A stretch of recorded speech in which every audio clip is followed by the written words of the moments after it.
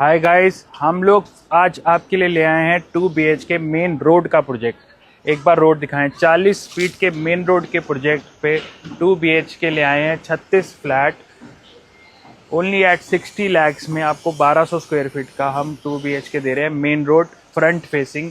जिनको भी डर था कि हमें अंदर गली गांव में नहीं जाना, उनके लिए हम ले आए हैं बिल्कुल मेन रोड का प्रोजेक्ट 60 लैक्स में। अब हम इसमें दिखाएंगे आपको जो ऑलरेडी इस बिल्डर ने डेवलप कर चुके हैं।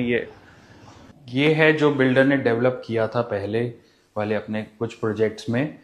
ऐसा दिखता है पूरा 2 BHK। सेम हम वहाँ पे बना रहे हैं जिसको हमने बाहर से शूट किया है।